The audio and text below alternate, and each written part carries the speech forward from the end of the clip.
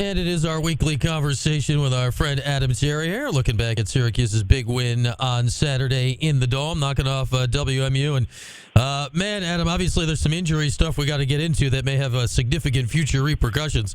But, like Garrett Schrader, this offense, multiple weapons, they just came out and dropped the hammer and never let off there on Saturday. That was impressive to look at.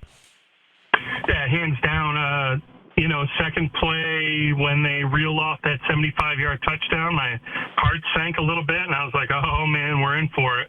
But then you could see how well oiled they are right now. They dialed it up, and even with the loss of Oronde Gadsden, it was pretty smooth. They had the weapons, except for that blatant drop by Damian Alford for a quick, easy touchdown. I mean, I thought everybody played well, now I'm not getting an end zone cut from the university, but, overall it looked like everybody played a pretty good game that you can continue to polish that up. And now you're going out to West Lafayette, Indiana. There are more issues that you have to deal with. You have rain, you have footing, you have noise, you have lighting, you have travel. So, it's great to get the second window under your belt, but now as you start to look at Purdue and what they're capable of doing, it's not just what they're capable of doing, it's all of the other logistical things that you now have to put in consideration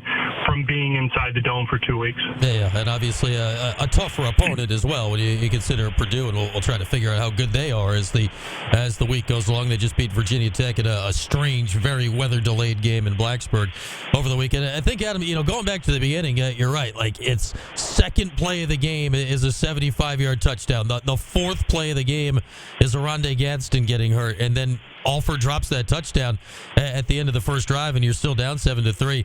Like, that would be a pretty easy moment right on the sideline to be like, oh my goodness, what's going on? I'd say it's impressive the team, avoided that and then basically just steamrolled them after it. Well, I think what you're looking at is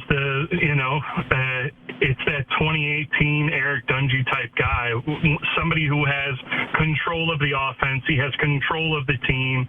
He can just say a few words, and, that is a big compliment to Garrett Schrader, because now you can see that the offense is going to run through him, and he's going to be able to distribute the ball, whether that's a handoff or a screen pass or getting the ball down the field. It's fun to watch, and now the biggest concern for me is, how can we keep Garrett Schrader healthy throughout the season with some of the injuries that they have sustained on the offensive line. Yeah, let's get into that, too, because Oronde Gadsden's injury is one thing, and that's very significant. It's potentially, as crazy as it sounds, as Gadsden may be your best player, that Woolabaugh's injury may be more important. Dino said after the game, and he had no update earlier today, that he expected Dave to be out for a while. He was not putting any weight on the leg coming off the field. And Adam, to my eye anyway, yours would be better. He played really well up until he got hurt so far this season. How big of a loss is Woolabaugh if he's out for a while? I mean, it's huge. One, it's a starter going down, but two, with the lack of depth that we expected to have more depth at this point in time, and hopefully, a Kalen Ellis and a Joe Moore can come back to give them depth. But then who's going to kick out? Is it Joe Moore, the Richmond transfer, kicking out to right tackle, and has Jacob Bradford solidified that right guard spot? If so, you feel okay with it. But if it's a situation where Joe Moore is not ready, and it's, musical chairs inside there, then that's going to be a tough go. And it's especially a tough go where, you get young guys in there, and I've experienced that, a 51-0 loss out there, when you put a young guy in there, and we had Joe Fields go in at quarterback, and it's a tough experience out there. They start with that big old drum, and everybody gets cranked up, and it's going to be even louder so now the offensive line's not only going to have to battle the guys up front, but they're going to have to deal with crowd noise and footing. Yeah, Schrader, after the game, I'm sure Dino was pleased with this, kind of alluded to the fact that he thought that Joe Moore and Kalen Ellis would be available this week, which gives you some options, and Moore was a tackle at Richmond, but he's been out all season, so we'll see how that goes, and has never played at Syracuse before, so that's the whole thing. And then the Arande injury, man, Adam, it looked like he was slow in week one in some ways, and then that happens on play 2. Obviously, that's a big deal, but what have you seen now 2 games in out of the rest of the receiver core of, how they are able to make up for it versus, I don't care how deep you are, that's still your best guy? No, hands down, and as crass and as crude as the statement is, you have to move on. And, at some point this season, if it's not a season-ending injury, he'll be back, and you'll be better when he gets back. Amari Hatcher has played well. Donovan Brown has played well. Damian Alford, he has that superstar capability. I walked by him, and I was with a guy from the Senior Bowl, and I was like, hey, what do you think about him? And they were like, yes. That's all they had to say was yes, because he's like one of those Clemson wide receivers that were those 6'6", 210, 215 type guys that are long and have speed back in the day that they were producing. So if he dials it in, he's got that superstar capability that when Arande Gadsden comes back in, it's going to be a heck of a wide receiving core with the development of Hatcher, Brown, and then, Alford solidifying the spot finally of what we had expected since that last big catch against Virginia Tech. Yeah, Hatcher's been, kind of playing the role that Gadsden had here, at least last week. And, I had not really thought about Donovan Brown at all, Adam, until you mentioned his name 2 weeks ago. We knew Trevor Pena's been out. Brown was in that spot on the depth chart. Had never really seen him play before. He played just a little special teams while redshirting last year. Like, I get he had the really long touchdown pass this week. He has popped the last couple of weeks, man. Like, this guy has speed. He's got size for a slot guy. I've been really impressed by him. I don't know about you. It was seamless, like I had heard about him. You hear about guys in spring ball and they're like, okay, they're playing against the same guy every week. They've figured out how to play against that corner. And that's kind of what sometimes you run into spring ball or in the NFL OTAs, things like that. But then his name continued to pop out during that end of summer, fall camp. And then, he had a couple grabs and you're like, not too bad. Okay. And then, it's about results. It's a results-driven business, and college football is a business that if you don't produce, you get left to the wayside. Probably more so than the NFL because you're recruiting guys and you're telling them that they can go out and play. Love what he's capable of doing now. Now the light starts to get brighter. And can these guys continue as the light starts to shine down on them and all of this praise? Plus, week 3, week 4, week 5, that's when you have to start really doing self-scouting. And that's, offensive linemen. Are you we just saw this with the Kansas City and Jawan Taylor. And is he tipping the run or is he tipping the pass? Is he jumping off sides every play? All of these things are what you have to sit down on your own and go over the list of stuff. Am I in a 3-point stance in this for a run? Am I a 2-point stance? Is my foot vertical on this, or is it laying flat onto the ground? And wide receivers, same thing. Hey, am I always in an explosive stance? Are my hands crossed? Are my hands down?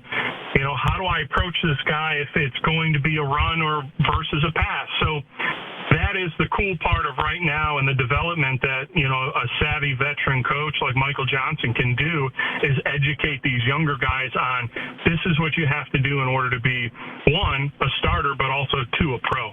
Adam, you talk self-scouting. Here's the favorite self-scouting story I've ever heard. This was Doug Williams back with the 87 Redskins. That apparently for part of the season when he took over the starting quarterback job that year, he was only buckling his chin strap on pass plays. He was not buckling his chin strap on run plays, and it was giving it away to the other team. It's amazing, right, how many weird little things there are like that out there. So there's I played behind a Hall of Famer in Jonathan Ogden, and his big competition was always Dwight Freeney when Dwight Freeney lined up. And, for a couple of years, he was like, man, Freeney's just getting a jump on me. He's getting a jump on me. And it took him a little while to start to figure it out. But it wasn't until I went to the Colts that guys were talking about their hands and, how the defensive line for Indianapolis is watching their hands. And J.O.'s thumbs would go up before he even set.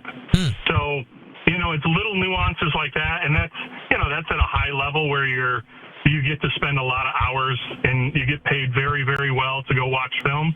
But that was always one of the things that I always go back to, and it's as simple as that. And those are the tips that now you're going to start to see Syracuse's guys that we don't know their names, we don't know their faces, but they're the analysts, they're the recruiting guys, they're the scouting people, and now you get to see what they've put together over the past year. So that's going to be fun to watch too. Yeah, and you're talking about Ogden and Freeney. I mean, those are two of the best of all time at their respective positions, and how something so just minuscule can matter. Like if you find that stuff in college, like you can really take advantage of it.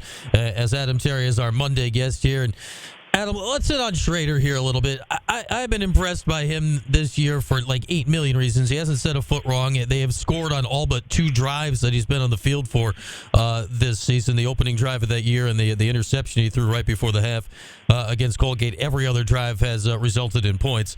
And, I hear him talk at the post-game press conference. I've heard him talk all August. I've watched the way he's played.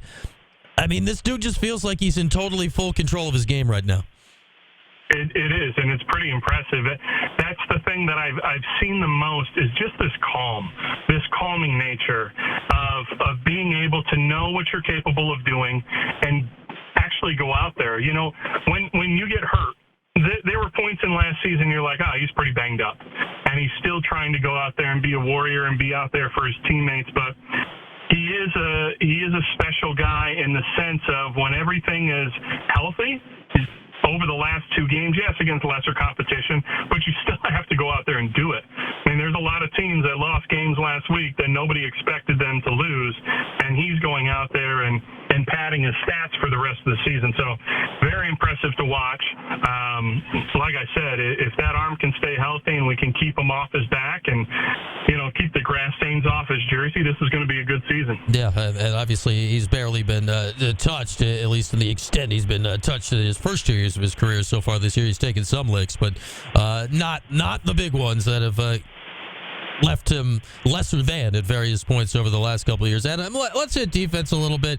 And we've seen it. We're starting to see, more and more of this Rocky Long approach to calling the 3-3-5. And this last week, I was just impressed of how many different guys we saw in the backfield at various points. Like Leon Lowry was back there making a play. And then we saw Derek McDonald back there making a play. And it was good to see Steph Thompson finally call his name, blew up the flea flicker. We saw Kevon Darton back there. The fact that it's coming from so many different angles, Adam, how tough is that for offenses to deal with at this point? Yeah, I mean, it's nameless, faceless objects. They're running around, and what you have to do is dial in who are the 4 potential guys, because you're building something. So, if I'm Purdue, I'm finding the guys that are the pass rushers, and what Rocky Long has done is he's trying to get you to set your protections and run things away from your pass rushers on passing down. So it's fun. He has you watch him walk out, and you would be like, hey, who's that guy down there? It just looks like so nonchalant, been there, done that. I haven't seen any blow-ups or anything like that. Like, I just love his presence. It's the same thing. Calming presence for this defense. And now you've got some leaders in there that are starting to show you what it is to be, part of the mob. And that is the standard, and we're not going to regress from that no matter who you are. And that's when you've got a pretty good defense, is once that standard's met by guys that are getting subbed in and subbed out, that's the fun part. And that's when those high-powered defenses that I know from my times down in Baltimore, it didn't matter who you are, you went in and you played like a Raven, and as long as you do that, you're going to be out there next week. It might just be in a different type of package. Yeah, and one of those guys, I heard you and Matt talking about him in the fourth quarter last week, is Miles Farmer. Like, it's a strange circumstance transferring in the middle of August, and now he's here. But he was a starter at Nebraska in the Big Ten. Like, it feels like this guy's got a pretty significant role to play as this season rolls along. Yeah, and it's going to be phenomenal, too, because you think about Nebraska and Tony White going there. Like, we got a head start with him from spring ball into fall camp, right. And now he's over here. And, terminology and things will be different, but it is a different process when you run in the 3-3, and it does take a certain amount of time in order for you to get comfortable, and he looks pretty comfortable out there, and he was flying around doing a fantastic job. I want to ask you about Leon Lowry, too, before I let you go. Like, this guy's been around for a while. I think we heard his name in the recruiting process. He hadn't really done a lot during his time. Coach Babers talked, I think, after the game or this morning, one or the other, about how he's kind of changed his body over the last year. I know he's, filling in a bit for Steph Thompson on the way back. Like, this guy looks like a totally different player, right? Like, I don't remember him doing these explosive things in years past. Not at all. And he got subbed in every once in a while, but he wasn't a name. Now he's got an opportunity, and he's done the things necessary for when that opportunity comes to shine. And that is one of my biggest takeaways from Syracuse right now is they look the part. They are all taller. Mm-hmm. They're bigger, faster, stronger out there. So, when that has not been that way in the past, and not even to say the last 2 years, where you look out there and you're like, wow, these guys look the part, and now they look the part, and now they just have to perform at a level that's equivalent to what Rocky Long's expectations are for this defense. All right, lastly, Adam, you mentioned Purdue, and it's a whole different ball of wax this week. They've got the world's largest bass drum. We know about the drum. You've been out there. This is a night game. That night games are kind of new to them. It's still fewer than 20 in their program's history. It's NBC. It's Saturday night. How do you think this program handles all of this? Because you're right, this is different this week than it has been the first 2 weeks. I think this is the biggest obstacle, right? It is. Look, guys are going to get up. You're playing big time college football. You're the biggest game on TV on Thursday or on Saturday night. And there are things that come with that. It is going in the hotel, and you can't get too high. You can't get revved up when College Game Day comes on, and you sit for a couple more hours. So there is a logistical thing that Dino and staff have to do in order to keep these guys, dialed in, focused, get them up, get them into a meeting, get them in through a walkthrough, then go get lunch. Now you're kind of back in that time frame of what a normal game would be. So there's a lot of stuff that we don't think as, we being like a layperson nowadays and watching the game, but there are so many things that go into this. What are you eating on the plane? Are you getting hydrated? You're not in your same bed. I've seen guys go to bed one day and wake up with like a little knot in their neck, and they couldn't play the next day. So there are things of, do you have the right pillow? Those things are fun, and yet they're intriguing because when you don't take care of it, it shows up. But when you do take care of it, there's no excuse in that book that can be said. So I'm excited about it. I think going out to there, and my last time out there was an atrocious loss, and being an older guy in that, I remember what it feels like to talk to some of these younger players that haven't been in games like that. So you've got a leader in Garrett Schrader, and believe me, if we could go back into that 2004 game, having I shouldn't say senior, but a very veteran quarterback, that's going to make a difference, especially with crowd noise in that offensive line, and you're going to get set back a couple times. Yeah, I mean, go back to that 04 game. They had the NFL quarterback in Kyle Orton, and Syracuse was starting literally a true freshman in his first game in Joe Fields, and we all know how that one went. All right, Adam, safe travels this week. I'm remembering that game. I forget where we were a few years ago when your hotel room literally had no pillows, so I'm wishing you a pleasant night's sleep on Friday. And we'll do it again next Monday, all right?